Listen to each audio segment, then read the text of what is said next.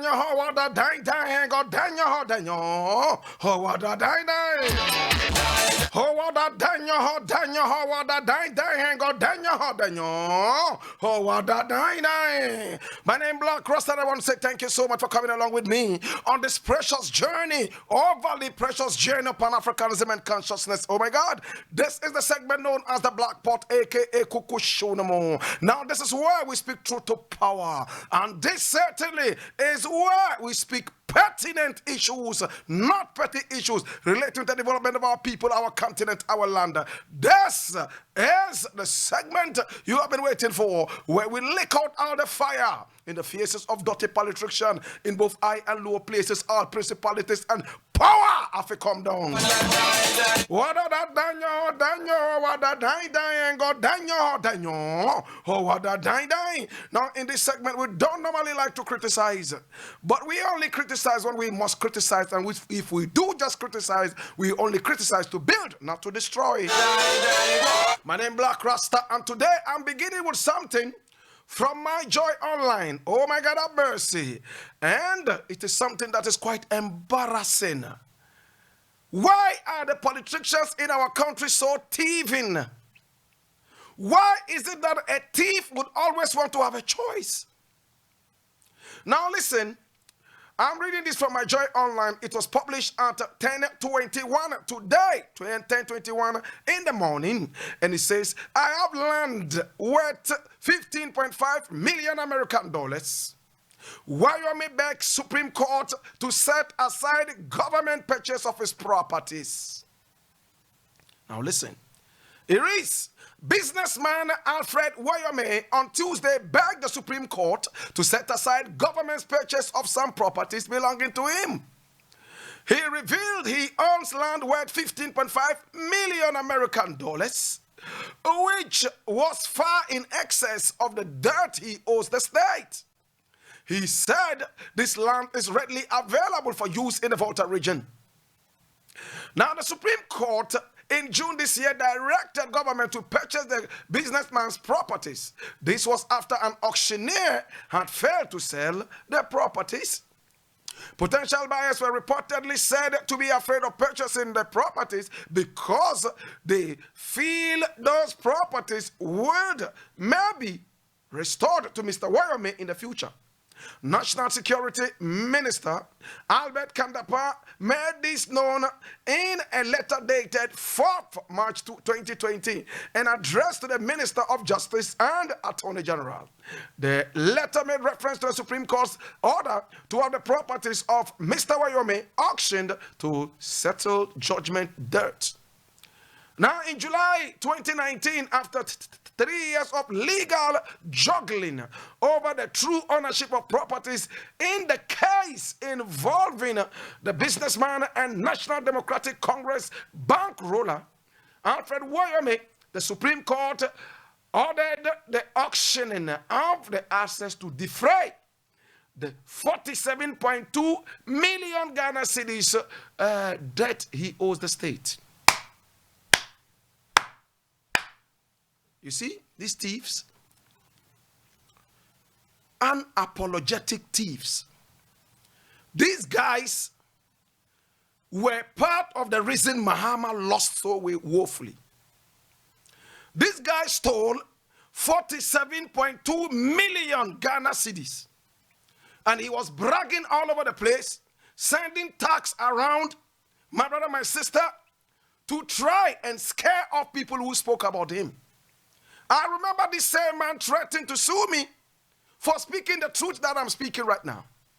My brother, my sister, Alfred Wyoming is nothing but an empty-headed thief.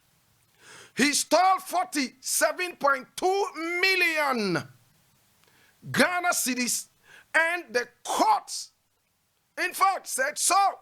In Ghana, you can't call somebody a thief until the courts call the person a thief. My brother, my sister, even if you catch somebody stealing your fowl, he's still not a thief until he's sent to court and the court judges that this is a thief. Alfred Wyoming is in this condition. Remember when he stole this money, he was bragging all over the place that he had even had mercy on Ghana. He should have taken more money. In other words, stolen more money. But Mahama and his people decided to kick this money back past it to Alfred Wyoming, just for the reason that you saw there, a bankroller of the NDC. Alfred Wyoming, my brother, my sister, had people who were also supporting him to steal from the national coffers. It is only in Africa that we shield thieves who are stealing our destinies. It is only in Africa that we believe, my brother, my sister, that the government's money is some free money that is coming from the sea, maybe coming from heaven like manna. Instead of pushing this villain out and getting him arrested and jailed, there are people who are shielding him. This matter lagged in court for so many years. Now Alfred Wyoming has been hooked like a fish. Pay the money. He's unable to pay the money. Listen attentively. Now he's told that, listen, we are going to auction some of your properties in courts. And I'm using properties as a technical term. As a land economist, I know what it means to say properties. I'm not speaking English here. I'm speaking technical language. My brother, my sister, listen. Auction his properties, my brother, my sister, and be able to pay back the stolen money from the coffers of the country.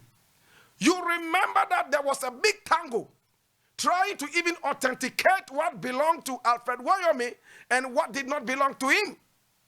There was a political gymnastic. My brother, my sister, some football, soccer, juggling with what belonged to Alfred Wyoming and what did not belong to him. My brother, my sister, at the end of the day, they were able to pick up what belonged to him, and now they wanted to auction these things. Who knows what went behind the auctioning table? Nobody wants to buy it. And now, the government of Ghana decides that, listen, these things that nobody's buying, the government of Ghana is going to buy it. After all, the money belongs to the government of Ghana. And now Alfred Wyoming is running like an accursed demon, running around and say, oh, don't buy this property. What is the problem with you? Now these things were supposed to be sold. You agreed that they should be sold, right? But nobody was coming forward to buy them because of the intimidation around whoever would have gone to buy these things. Now the government sees it wise to be able to go out there and buy the properties. After all, the money even belongs to the state. Alfred Wyoming says, oh no, instead of buying these things, they are so dear to me. In fact, I have my village gods protecting these things. If you break this wall or if you buy this, you are indirectly buying my village gods. For that matter, they will kill me. My brother, you are going to be hanged and you are crying that you have a headache. Who cares about your headache? You are going to be hanged and you are telling the executioner that you have a headache. My brother, my sister, let's get serious. Listen, this guy stole 47.2 million Ghana cedis belonging to the state, me and you, the taxpayer. He bragged all over the place. At a point, we were even hearing that he had shared some of the money to some big wigs and blah, blah. He was going to expose them.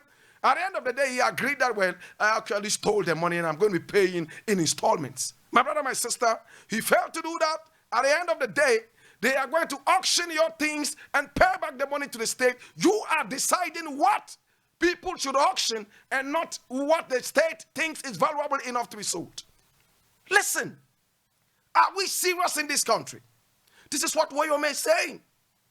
After blowing away the money and probably intimidating people who wanted to buy the auction property, and he thought that, oh, once nobody comes out to buy it, it's over. And for that matter, all right, it's good. And he has some tax around him, thieving tax around him who are supporting him. How can the nation develop? Because he built you a borehole in your village, or a KVIP, or he put up a poultry farm of 5 fowls for your village, where you get 2 eggs every week. For that matter, you decide to shield him. Can the nation grow like this with such thieves? Can the nation grow like this, my brother, my sister? The auctioneer said he couldn't find anybody to buy these things. And the government now says, okay, if nobody's buying, the money belongs to the state already, we're going to buy it. The man says, oh, don't buy. I have land in the vault. Who wants land? Who wants your land? Who knows what mines you have planted on your land? Who knows what you have planted on your land? You see these arrogant thieves? The nation has to stop pretending to be fighting corruption. We have to stop pretending that we have, in fact, a prosecutor. My brother, my sister, let's get more serious. When you had a minister who was planning to steal 1 million American dollars, all you did was to depose the minister and ask the minister to go home and flaunt a big buttocks and big breasts. You are the minister who planned on tape, a deputy minister of communications. Eh? Planning to steal 1 million American dollars, not even thinking about the people. My brother, my sister, you did not care about it. All Muhammad did was to depose the sister and push her home, to go home and make another plan, maybe for a $10 million thievery. Can we get serious in this country, my brother, my sister? Why are we joking with the lives of all these new generations coming up after us? 47.2 million Ghana cedis. One bald-headed, greedy asshole stole this money, and he's now telling you, my brother, my sister, how he wants to pay this thing. Take my land in the vault. Who wants it? Who wants it? So that Western Togoland that you support, allegedly, listen, brethren, let's get more serious. I leave this issue and I want to tackle the next issue very, very quickly. Now, yesterday I started telling you about a certain tape that was all over the place. People were saying that it was the NPP, a government official. Look, this kind of cheap politics will hurt this country seriously. Every time election is coming, some people would find a way of trying to win this election unfairly. And Nanado is doing one of those things. Everything that the opposition says will do, Nanado is running everywhere, squeezing water from out of hard granite rocks in the desert, trying to do this. Did I hear that Nanado said he was going to pay men's gold workers, people? Did Nanado say that? I thought that the finance minister said that no, they were not going to pay anybody, and that they will not. So, is it true? I don't know. Is it true that Nanado now says he will pay men's gold workers? I mean, men's gold customers? That is good news. That is good news. If Nanado is paying them, NAM1 should still not go free. If Nanado goes ahead to pay men's gold customers, NAM1, I don't think will be happy to say that, listen, then I've been left off the hook. No. NAM1 should still pay the money to the state. This is common sense. If the government comes in with a bailout, you understand, and decides to pay people that a certain company owes, as long as it's not a government company, what it does is very simple. Listen, you have already seized a lot of things belonging to this man. Like you did to Alfred Wayome. Why don't you sell this? But is it true, after all, that the government says men's gold customers are going to be paid? Did I hear that right? Did I hear it right? My brother, my sister, let's check the corruption level in this country. Whoever comes to fight corruption in this country is the enemy of the people. When they bring you up as an anti-corruption person, then it is only for you to come and supervise over whose turn it is to be corrupt. Listen, in this country, if you are voted into office to fight corruption, then it only means that they are voting you into office to decide, like a chess game, whose turn it is to be corrupt next. Let's get more serious. The taxpayer is not a fool. The taxpayer works very hard. Now you walk around on the pavements and you take money from traders who are clogging our streets. My brother, my sister, you walk all over the place and you see traders everywhere. What plan do you have for the nation? You said that you are going to make Accra one of what? The most beautiful cities, right? Cleanest cities in West Africa. Has it happened? Common water coming from the skies, causing floods all over the place. You see saucepans and buckets becoming fish and floating on the water, showing how their butterfly swimming skills, my brother, my sister. We see a whole house that is floating on water. And you say you would make Accra the cleanest city? Cleanest city. Cleanest city. Let's get serious. Let's get serious, my brother, my sister. Let's not tickle ourselves and laugh. We need a serious state prosecutor. The so-called special prosecutor is a special pretender. Nothing is happening. We are not seeing anything. We need more action, my brother, my sister. Listen, you employ people to come and milk the taxpayer, pretending to be serving the nation, yet they are serving themselves and doing nothing. To God be the glory. My brother, my sister, I leave it here. I'm going to look at another thing very quickly.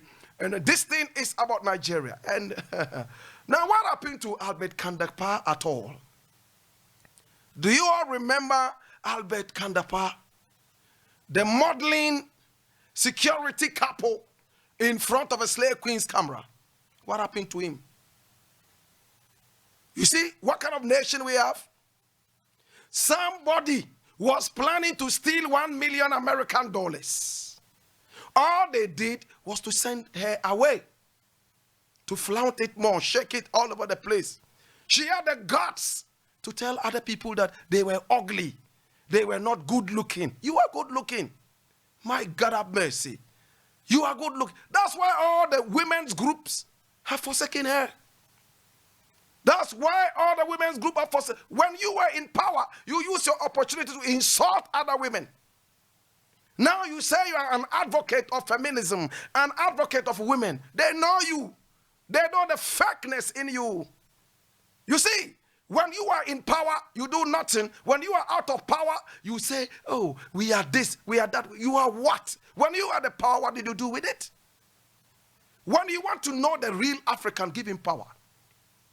When you want to know the real African, just give him power. Men and women alike. In fact, most of the time, the women are even better. I leave it, man. My brother, my sister, there is a pastor who is shaving women's vaginas. The video came up and went viral. Where are our human rights people? I know it's a dicey situation between faith and human rights. But when you have a stone-aged, empty-headed idiot like that, holding one shaving stick, at the time that HIV/AIDS is still staring and slapping our cringing brows, my brother, my sister, shaving women's vaginas. Yes, it sounds like an unanswered story. Right in the church, asked women to come out and pull down their panties, and he took time to shave the vaginas clean of all these pretty ladies in the church. I had a woman, 52 years, also saying, yes, shave me, shave everything so that life will be better for me. Oh, Ghana. You see the hopelessness? You know why this won't happen in America? You know why this won't happen in Canada? You know why this will not happen in Germany? It's because their leaders are serious. Their leaders will give an opportunity, an opportunistic future to its citizens. The leaders will give a proper destiny to people, but not in our country. We steal the destinies of the people around and give that to our families and friends. So when they become so hopeless, they run after the vagina shaving pastor. They run after the oil selling pastor. Have you not sunk so low? You have sunk deeper than the Titanic as a nation. A vagina shaving pastor. I never knew a time will come that a thing like this would happen. Where are the women's organizations? Where are the human rights people? A vagina shaving pastor. And he had the mouth, the guts to make so much empty-headed noise. After all, in our country, when you play the buffoonery, all they do is to transfer you or remove you and let you go home, and they pay you back door. You bring empty-headed people into what government? People who don't nothing, they let white people laugh at us. Comic country, a country that is full of comedians. These days, the comedians do not even crack jokes anymore because there's nothing to laugh about in this country anymore. Everybody's screw face. And when a man is hungry, you don't expect him to laugh to any joke. That is what is happening right now. Only a few people are stealing the money left, right, and center. The courts have convicted them that they are thieves, convicted thieves. They should pay back the monies. My brother, my sister, at the end of the day, they are walking around because they have a few thugs around them who will attack people as long as they speak. To God be the glory. I'll leave it here, and I quickly want to go to Nigeria. My brother, my sister, something very terrible happened in Nigeria. And I want to look at this very seriously. Now, a doctor by name Dr. Emmanuel Afolabi, or something like that, I'll try and get his name, decided to export Sprite, Coca-Cola, and Fanta to the UK from Nigeria. My brother, my sister, in a whole loaded ship.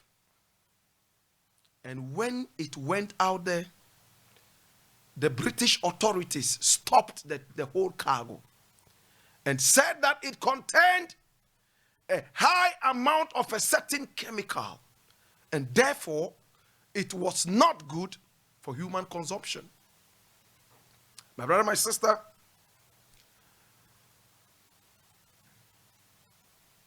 the man was so shocked because he knows Coca-Cola is a great brand. He knows that Coca-Cola is an international brand. If you can bring Coca-Cola from the UK for us to consume, why can't we take Coca-Cola from Nigeria to England to also go and sell? He was shocked. And therefore, the UK authorities decided to take over all the Coca-Cola and the Sprite and everything and destroy the whole cargo. So the man comes back to Nigeria and says, hey, this was what happened when I tried to do this. They said your Coca-Cola contains some high amount of whatever. What do we do? He took Coca-Cola to court, and Coca-Cola said, look, let me not misquote people. I'm going to read this from my Joy Online. And this one was published on the 10th of April, 2017, 3 solid years ago. And it was published on that day at 12:59 a.m., 1 minute to 1 p.m. This is what it says. Nigerians boycott Coca-Cola drinks after court rules them poisonous, and poisonous in quotes. I read. It says, consumers of Sprite and Fanta have more to worry about than rotting teeth, according to a Lagos High Court judge who ruled that the Coca-Cola products could be poisonous. The court held that high levels of benzoic acid and sunset additives in the popular soft drinks could pose a health risk to consumers when mixed with ascorbic acid, commonly known as vitamin C, according to local media. My God. Listen. Justice Adebayo Ayebanji ordered the Nigerian bottling company NBC to place written warnings on Fanta and Sprite bottles against drinking them with vitamin C. An awarded cost of 2 million naira, that's an equivalent of 6,350 American dollars, against the National Agency for Food and Drug Administration and Control, NAFDAC, in Nigeria. Hear this. for failing to ensure health standards. It is manifest that NAFDAC, that's their version of FDA in Nigeria. It is manifest that NAFDAC has been grossly irresponsible in its regulatory duties to the consumers of Fanta and Sprite manufactured by Nigeria Bottling Company, the judge said.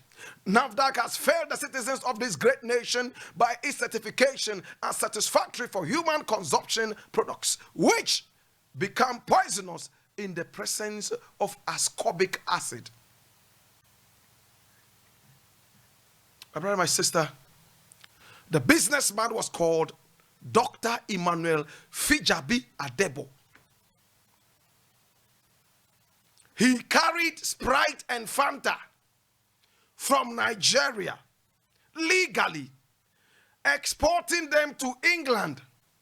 And right at the harbor, they stopped the thing, tested it, and said it contained high amounts of benzoic acid. And with benzoic acid, when you take it with ascorbic acid, that's vitamin C, it is poisonous and deadly. You know, let me break it down. That means when you drink Sprite or Fanta and make a mistake to drink something like orange juice or anything that contains vitamin C, especially in these times that people are advocating that you take vitamin C, you are heading towards death. What did the bottling company say? Oh, the UK has its own standards and levels. Over there, because of the temperate climate, we reduce the amount of benzoic acid. But here, because the temperature is quite high, it doesn't really matter. We put a lot so that you can enjoy it more. My brother, my sister, this is serious. You know why it's serious? If I decide to take Coca-Cola and take Fanta, my brother, to travel to America, let's say 5 bottles from Nigeria, and I carry that in my bag, and I go to England, and in that temperate climate, with a high amount of benzoic acid in this, I've just taken it as a drink, and I start drinking it in a temperate climate. What happens? What happens? Because of this, a lot of Nigerians boycotted Sprite and Fanta. And they were now thinking about dealing with the levels of benzoic acid. What is the situation in Ghana? FDA. What is the situation in Ghana after? And this was reported by BBC as well. What is the situation in Ghana if the British authorities will refuse to have this enter Britain? And we carry that in our bag and take it there because we like our Coca-Cola, we like our Sprite and Fanta. We take it to the UK to drink. Personal thing. What happens to us? I leave it here. I appreciate you. God bless Ghana. Ghana shall prosper. It's been the Blakk Pot, and I appreciate you.